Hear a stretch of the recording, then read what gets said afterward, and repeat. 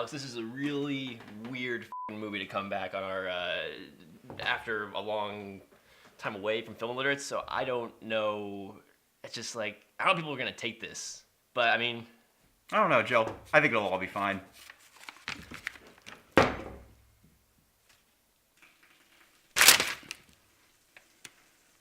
What the Nick? It's all over my pants.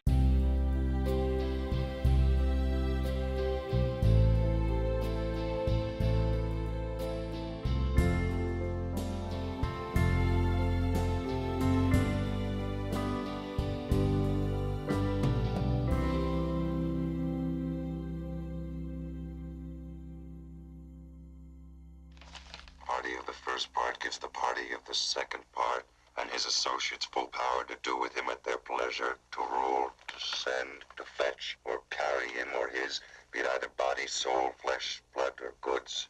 What does that mean? Oh, that's a transportation clause. Do you want to do the synopsis? Oh, well, we should probably have written something. Can't you record that later? I will record that later. Sure, why not? Yeah. Wow, Nick, that's quite a description of the Phantom of the Paradise. Well, it's quite it's not a normal movie by any stretch of the imagination. But I'm innocent! Swan stole my music and framed me! I wish I could say that I've never seen a movie quite like this. I mean, it is a very bizarre movie. Yeah, it's kind of I don't know where we're starting. I feel like we need to start on something more I don't concrete know. than that. I don't even.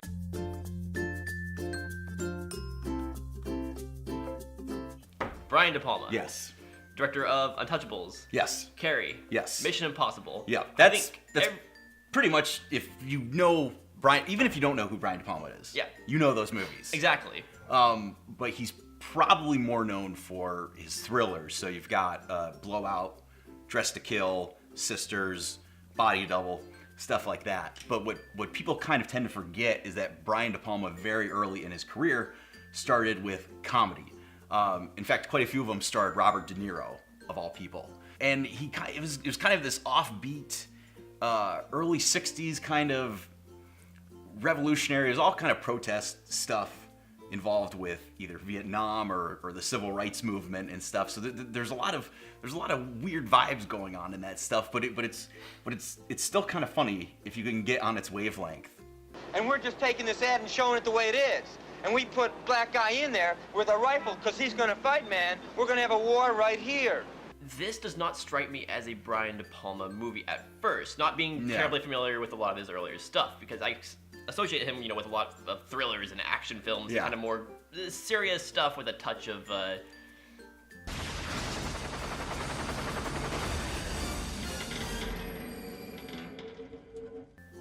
I don't know, suspense thrillers, I guess. Yeah, well, he's often known as kind of ripping off Hitchcock. And Brian De Palma will either defend himself or openly admit that he kind of rips off Hitchcock. But I think Phantom of the Paradise shows, if anything, that De Palma has many influences.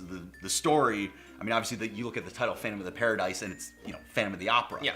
But then you've got elements of Faust, which they openly talk about. In fact, the main character's work of music is entirely based around a rock opera of Faust. It's a whole series of songs that tell the story of Faust. Who? Faust. What label's he on? Faust was a legendary German magician who sold his soul to the devil for worldly experience and power. What is this, kid? School time? I got a plan to catch. In the last act, it takes a turn into the painting of Dorian Gray. I guess you're supposed to be the devil. I go by many names. And you will make me young forever. This image will age in your place. So you realize he's working with a lot of these different materials, and it's kind of just this confluence of light and sound and different cinematic techniques. And it takes a while, but eventually there comes a point in the movie where it starts to become very De Palma-esque, where you get split screen, where you get POV shots, where you get voyeurism, all the multiple cameras. That was something that De Palma, having grown up around the time of the Kennedy assassination, was very much into. And in fact, that's something kind of that the movie alludes to when Swan talks about an assassination live on television, coast to coast, Staps Entertainment. So De Palma was kind of growing up in this era where cameras were capturing all these incredible moments and he kind of fed that into his entire career. And Phantom of the Paradise is right up there at the top as one of the movies that's kind of the best example of that.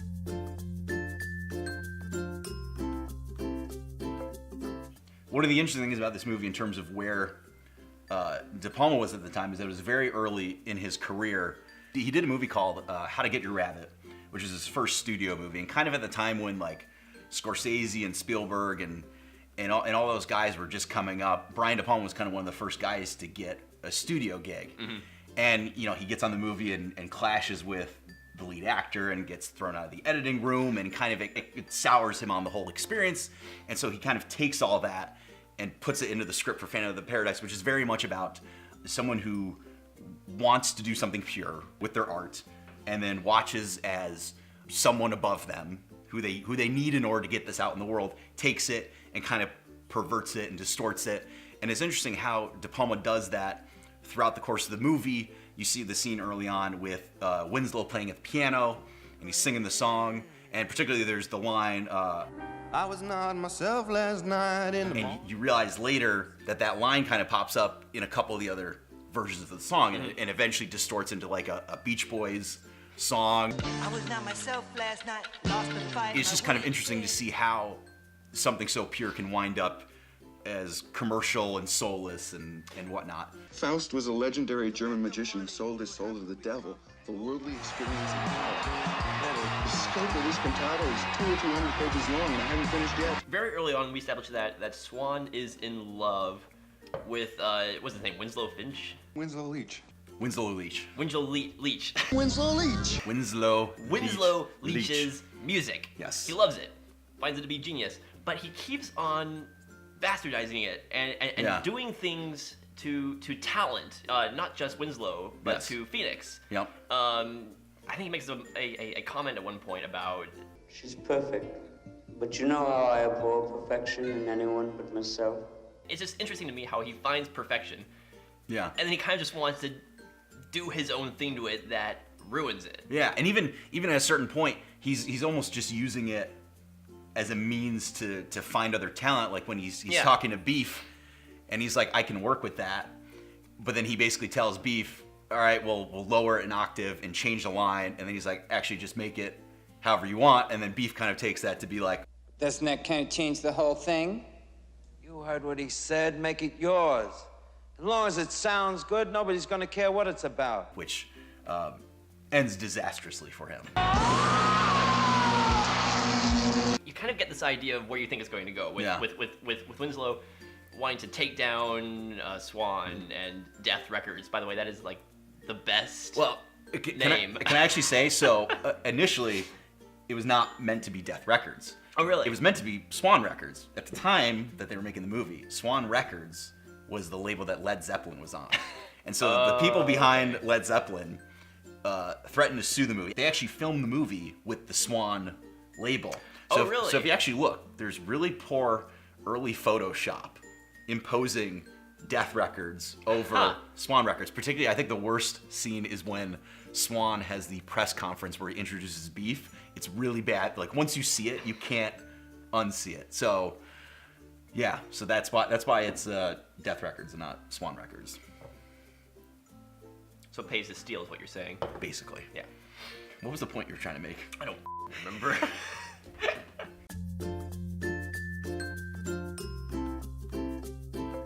When the movie started, I kind of turned to you and I said, wait, was this like a British film or something like that? Yeah. And the reason I asked that is because it feels almost like a Baz Luhrmann movie. I thought immediately of Strictly Ballroom, but a more bizarre version of Strictly Ballroom. This does not feel like an American comedy. A lot of that, I think, comes from the time period and certainly the influences. So the influences are very Gothic, and so the way they shoot certain sequences, it's like the Phantom of the Opera. It's like Beauty and the Beast or whatever. And a lot of these wide-angle lenses, and the camera moves around a whole lot. Well, it kind of gets in your face. Yeah, and even some of the establishing shots of like Swan's mansion just look like those old English castles in like a Hammer horror movie or something like that, with the lightning striking and even the blood is like the bright red paint blood. It's the bright red 70s blood, which is so great.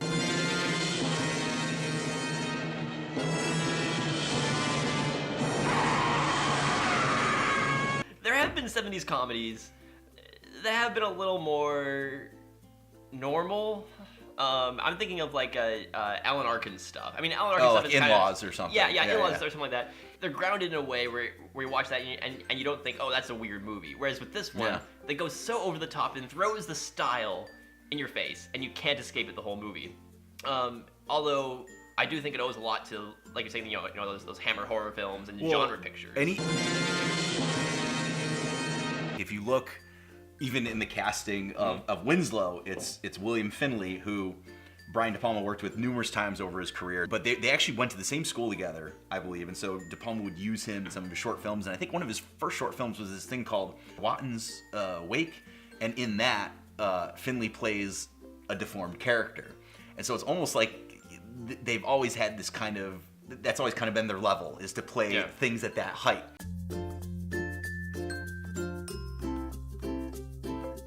Now, we can't talk about this movie without talking about Tangerine Dream's soundtrack. We're sorry we didn't talk about it in the Sorcerer review. Actually, we talked about it. Joe cut it. Joe... For throwing me under the bus. It's true, though, I did. Okay, so now we're going to talk about the music for Phantom of the Paradise. This is like the most metal rock opera of all time. Well, it's funny because the source of all this music is Paul Williams, who also plays Swan. Now, Paul Williams in the 70s was a very famous songwriter. He wrote songs for Three Dog Night, the Carpenters. I think he did a David Bowie song or two. So he was kind of, he jumped around a lot between different artists and musicians.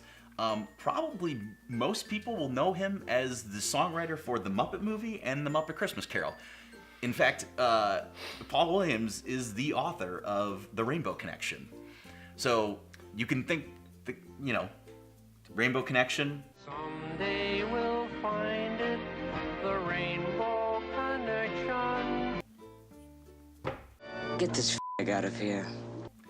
I don't know how, but I'm just glad that we live in a world where that was allowed to happen. Little Eddie Mitty, born in Jersey City. It's interesting because the music, it almost makes fun of the multiple different kinds of music. Yeah. That are featured in the movie, because you got kind of Beach Boys stuff. Carburetors, man. That's what life is all about. You've got this death metal stuff. Could it be somebody super like you? Which is interesting because in one sense, it looks back in time and kind of tells you the story of music in the 20th century, and then it shows you kind of what was going on at the time, and then it almost predicts the future, because like there's that scene when Beef is doing his big final number, and you've got the guys in the white and black face paint. That was before Kiss existed. And there have been rumors that they saw that and then started doing that in their shows. And I think they've denied it, but the timeline lines up so that, basically I'm saying Alice Cooper is a thief. So maybe he should change his name to Death Records. Sure, why not? Get this out of here.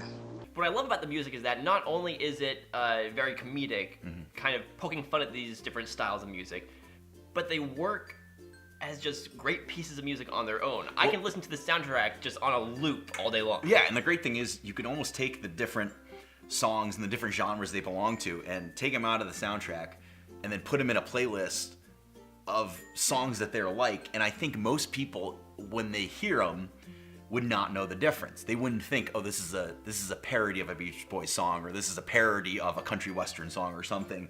And I think it's because Paul Williams and Brian De Palma genuinely love this kind of music.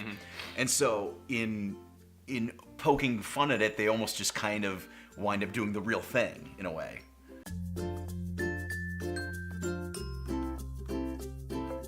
It's a cult film.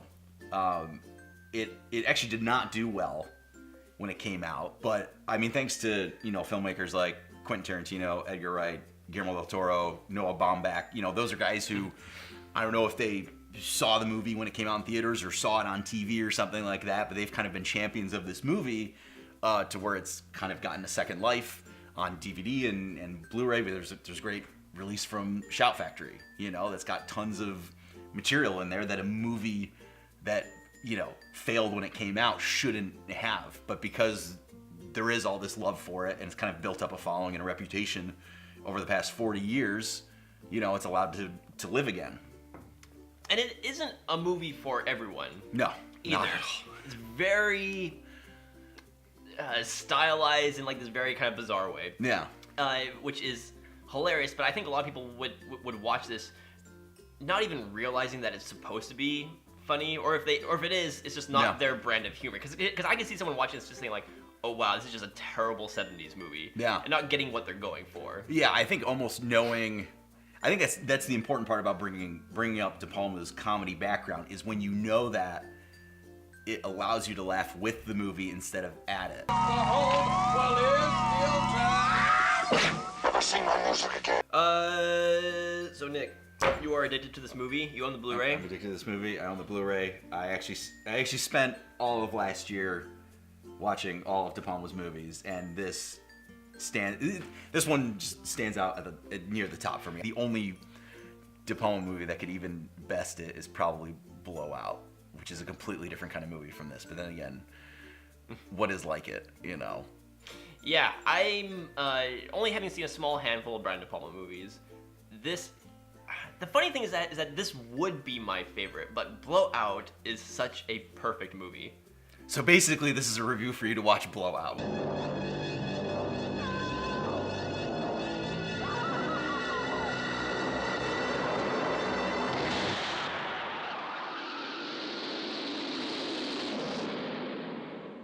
It's a midnight movie.